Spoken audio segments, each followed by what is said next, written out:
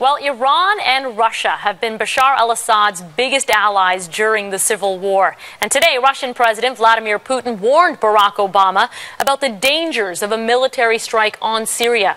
Our Dominic Velitis has more on that from London. Today's statements are the first from Putin since last week's suspected chemical weapons attack. It's been his foreign minister, Sergei Lavrov, who's been providing all the commentary since then. Putin, who is currently on a trip to the Far East, said today that it would have been utter nonsense for the Syrian government to have used chemical weapons on its own people. Here's a little more from him. Просто дурь несусветная. Это не соответствует вообще никакой логике, да еще в день приезда наблюдателей ООН.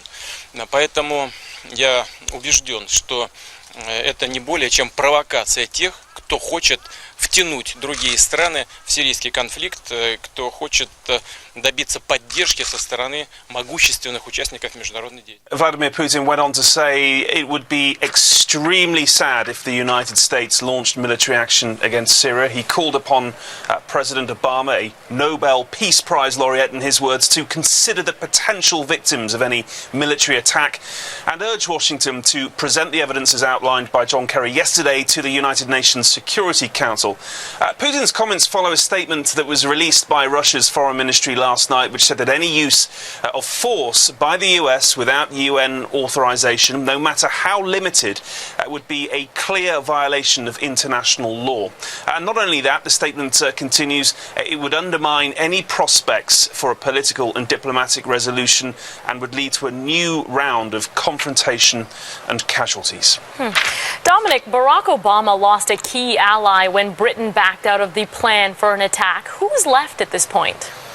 Yeah, that's right. Not only Britain, of course. Germany is out.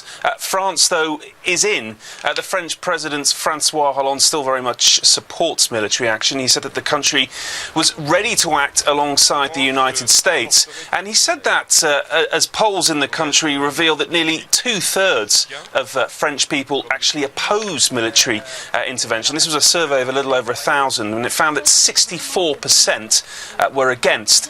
The Turkish government, meanwhile, is another government that is supportive, although no firm commitment yet. It would actually like to see a broader campaign, and it has called for action similar to the NATO bombing raids in the former Yugoslavia in 1999. So yes, countries have dropped out over the last couple of days, but there is still support out there for the United States and for military intervention in Syria.